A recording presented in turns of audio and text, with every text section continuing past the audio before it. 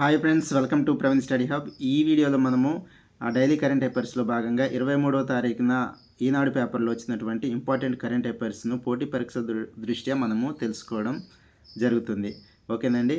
ఈరోజు మన first topic వచ్చి భారత అంతరిక్ష కేంద్రం నమూనా ఆవిష్కరించిన ఇస్రో అంట భారత అంతరిక్ష కేంద్ర నమూనాను ఆవిష్కరించిందంట. BAS పేరుతో భూకక్షలో అంతరిక్ష కేంద్రాన్ని నిర్మించనున్నారు. BAS పేరుతో. BAS అన్నది భారత అంతరిక్ష కేంద్రం అన్నమాట. దీన్ని 2035 నాటికి పూర్తి చేస్తారు. 2035 నాటికి పూర్తి చేస్తారు. BASలో 5 మాడ్యూల్స్ ఉంటాయి. దీని యొక్క బరువు 52 టన్నులు ఉంటుంది. మొదటి మాడ్యూల్ను 2028లో LVM-3 వాహక నౌక ద్వారా ప్రవేశపెట్టబోతున్నారు.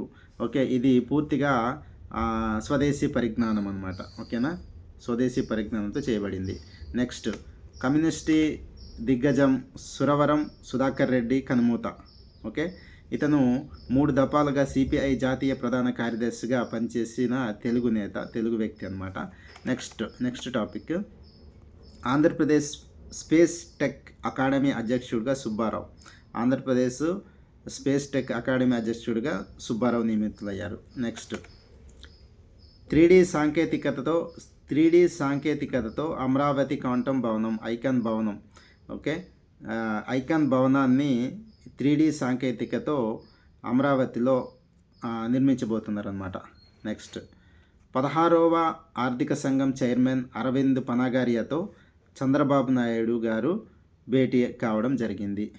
ఓకేనండి. నెక్స్ట్,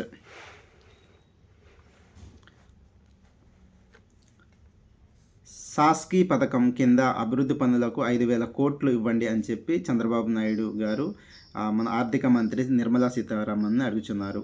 అంటే ఈ సాస్కీ పథకం అంటే మూలధన వ్యయం కోసము కేంద్ర ప్రభుత్వం అందించే ప్రత్యేక సహాయ పథకం అన్నమాట. ఇది ప్రత్యేక సహాయ పథకం. ఓకేనా.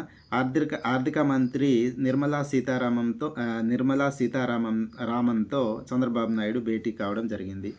నెక్స్ట్, రాధాకృష్ణన్ను అందరూ మద్దతు ఇవ్వాలి అని చెప్పి చంద్రబాబు నాయుడు అంటున్నారు. ఇతను 17వ ఉపరాష్ట్రపతిగా NDA బలపరిచినటువంటి అభ్యర్థి నామినేషన్ వేయడం జరిగింది.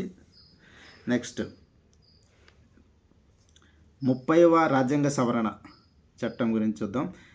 దీన్ని ప్రజెంట్ గవర్నమెంట్ ప్రవేశపెట్టింది. సో దీన్ని ఇండియా కూటమి వ్యతిరేకిస్తుంది. ఓకే, ఉన్నత పదవుల్లో అత్యున్నత అధికార స్థానాలలో అవినీతిని రూపుమాపేందుకు ఈ రాజ్యాంగ సవరణను తీసుకురావడం జరిగింది. సో నేరాలు అవినీతికి పాల్పడి జైలుకి వెళ్ళినటువంటి వాళ్ళు ప్రజా పదవుల్లోనే ఉండడానికి అనర్హులుగా దీని ప్రకారం చేస్తారన్నమాట. నెక్స్ట్,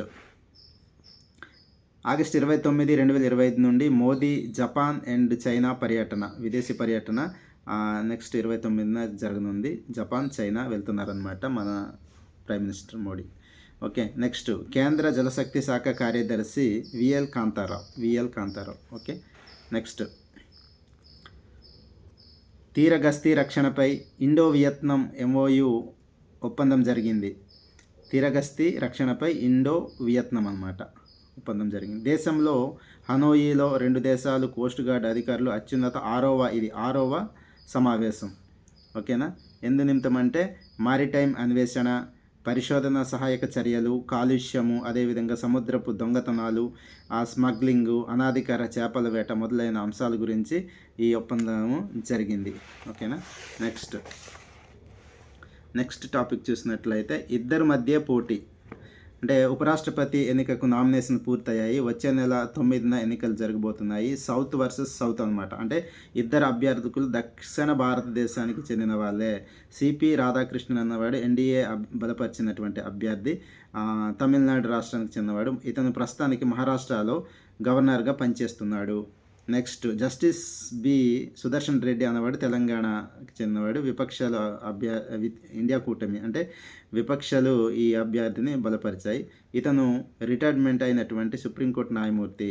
ఓకే, రాజ్యసభ, లోక్సభ సభ్యులతో కూడిన ఎలక్టోరల్ కాలేజ్ ఉపరాష్ట్రపతిని 17వ ఉపరాష్ట్రపతిని ఎన్నుకోబోతున్నాయి.